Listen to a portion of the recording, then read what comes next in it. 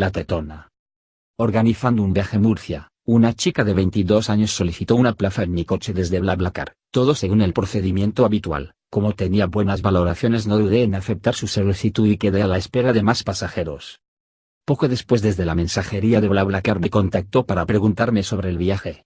Se mostraba muy temerosa, incluso intimidada. Tras hablar sobre el equipaje, el lugar y la hora de salida, me mostró que estaba preocupada por si iba a ir sola conmigo. Comprendí su inseguridad. Una chica joven sola con un chico en un coche, quizás viniendo de una mala experiencia anterior, estaría preocupada de que le tocase un conductor abusivo, por no decir, el típico cerdo que le diese un viaje horrible. La intenté tranquilizar, le dije que solía llenar el coche, que no se preocupara y que la avisaría cuando tuviese otros pasajeros. Poco tardé en contestarle con buenas noticias, otras 2 chicas se habían apuntado. Tras saberlo, se tranquilizó y ya nos despedimos hasta cuando nos vimos 3 días más tarde en el punto de salida acordado. Llegado el día del viaje, en el punto de salida me encontré con que había una chica marroquí con un pie vendado, que por lo visto se había roto un dedo. Charré un poco con ella y esperé a las otras 2 ocupantes. Una de ellas no se presentó y no dio señales de vida nunca más, ni mensajes, ni valoración, ni nada de nada por mucho que intenté contactar con ella. Al llegar la chica con la que había mantenido la conversación, entendí el motivo de su temor a viajar sola con un hombre. Su llegada atrajo todas las miradas directas e indirectas de los presentes en la parada de metro donde habíamos quedado como punto de salida. Era una chica bajita, delgada, pelo moreno y largo, ojos castaños, bastante maquillada para el día a día. Tenía un agujero en la parte superior del labio bastante más grande de lo habitual de alguien que ha llevado un piercing anteriormente, casi se podían ver sus encías a través. Pero lo que realmente destacaba y atraía tantas miradas de hacia esa chica era su torso, con un escote desproporcionado para su tamaño, que lucía con orgullo y del que asomaba un poco de lencería de encaje negra. Esta chica tenía las medidas de una profesional del cine erótico. Al igual que sus labios voluminosos, esos pechos seguramente eran fruto de la cirugía. Parecía muy interesada en invertir en potenciar su atractivo. Y lo conseguía, cortaba las conversaciones donde llegaba y condensaba las miradas de extraños. Al instante entendí su preocupación cuando me habló días antes por chat. Era un foco para cualquier abuso mal educado. Vivimos en una sociedad en la que te encuentras siempre alguno allá donde vayas. Emprendimos el viaje. La chica marroquí, que inicialmente yo había considerado de origen latinoamericano, me fue contando la historia de la lesión en su pie. Básicamente era un accidente en la ducha que le rompió un dedo del pie. En ese momento había dejado su trabajo porque estaba saturada. Llevaba ya varios años viendo cómo sus compañeros dejaban la empresa por estrés y exceso de faena. Ella al final había gastado todo cuando había logrado ahorrar y se iba a buscar trabajo a Murcia. Allí tenía a una hermana que le podía ayudar.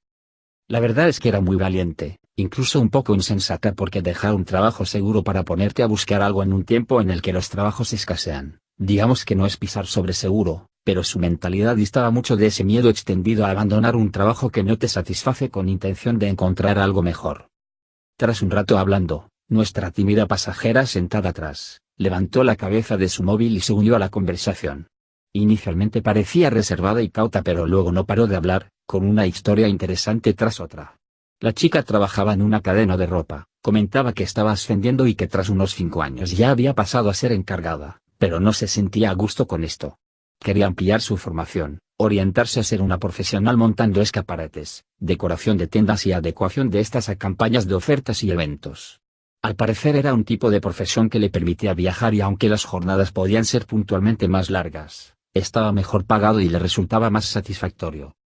Tras contar esto, nos dijo que estaba de baja 1 año, como nos sorprendió, pasó a contarnos la historia de un accidente en el que casi pierde la vida. Al parecer ella circulaba por una calle en su scooter cuando un conductor le arrolló brutalmente con su coche. El conductor circulaba con un cóctel de varias drogas en el cuerpo y en dirección contraria. Según nos contaba, el brutal impacto la destrozó. Perdió el bazo, se rompió un brazo por 3 sitios, su pierna quedó también prácticamente triturada y le explotó un implante de silicona del pecho.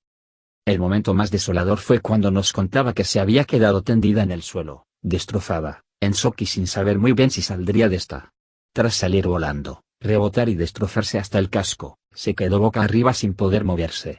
El cuerpo como desactivado, le ardía, un intenso calor y oleadas de dolor le impedían moverse. Podía ver su brazo deformado tendido sobre el pavimento, pero no lo sentía exactamente donde lo veía. Ella lo notaba apoyado en su cintura, pero lo veía en una posición distinta, como si se lo hubiesen arrancado y aún sintiese un miembro fantasma. Una sensación demasiado perturbadora para alguien que no sabía si iba a morir ahí mismo. Contó que en ese momento estaba aterrada. Tras un año de hospitales, operaciones y rehabilitación le habían quedado marcas físicas y psíquicas de lo ocurrido. Un brazo con movilidad reducida, una leve cojera y la necesidad anual de suplir con inyecciones lo que su extirpado bazo ya no le podía proporcionar. Por aquel entonces, se encontraba en trámites para el juicio, seguramente pasarían varios años hasta que éste se celebrara, pero ya lo tenía todo encarrilado con su abogado. Ya pensaba en el momento, aún impactada por lo ocurrido, no quería ver a esta persona en el momento de la declaración, pensaba solicitar un amparo o acudir en días distintos al juicio para no tener que ver a quien le atropelló haciéndole pasar por ese infernal año. La verdad es que en este punto la chica se mostró absolutamente abierta, exteriorizó sus sentimientos y durante casi 2 horas no paramos de hablar sobre sus desventuras. Cuando ya parecía inevitable, inició una conversación donde sus pechos fueron el tema principal. Normalmente este tema es muy tabú, no sueles hablarlo si no es con amigos o familiares, pero la chica tímida que subió al coche ya parecía desinhibida y ya podía contar sin tapujos cualquier cosa. Nos contó que en su grupo de amigas es normal operarse, que todas ellas se habían agrandado los pechos y otras cosas. En su caso, calculé que ella se había operado aproximadamente con la mayoría de edad, porque ahora tenía 22 años y era ya su segunda operación tras pasar la convalecencia del accidente. Aprovechando que había sido atropellada y había perdido un implante, decidió operarse de nuevo y esta vez ampliar un poco más su busto con una talla extra. La cirugía no fue ningún problema, pero sí reunir el dinero para pagarla. Ya que el juicio no se había producido aún, su abogado tuvo que solicitar por adelantado la cuantía de la operación al seguro. Al parecer no costó mucho, el seguro pareció haber justificado este adelanto para que su asegurada recuperara la simetría entre ambos pechos. Ya con un ambiente más relajado, tras todas estas revelaciones nos comentó un dato curioso. En Barcelona estaban haciendo un tipo de operación que le parecía muy interesante y quién sabe si se atrevería con ella. Consiste en una decoloración del iris de los ojos mediante láser, por lo que gente de ojos oscuros podría llegar a tener ojos azules o verdes. Eso sí le daba cierto miedo, porque al parecer es algo bastante experimental. En España solo se hacía en Barcelona y tras firmar un documento y para eximir de responsabilidades a la clínica. Casualmente más de un año después, mientras limpiaba las antiguas conversaciones de WhatsApp, encontré la conversación que tuvimos antes de emprender el viaje. Pude ver en su foto de perfil que sus ojos en ese momento se habían vuelto mucho más claros. Ya no eran marrones, así que estaba usando lentillas o finalmente se atrevió a operarse. Así que después de todas estas malas experiencias, la chica que atraía miradas había reiniciado su vida, con sus cicatrices físicas y psíquicas casi curadas, se había premiado con un aumento de pecho. Aunque tras el accidente consideraba que tardaría mucho en volver a conducir, de momento iba a ser solo pasajera. Para mí fue un viaje muy enriquecedor, con buenas historias, algún que otro descubrimiento y sobre todo muy ameno.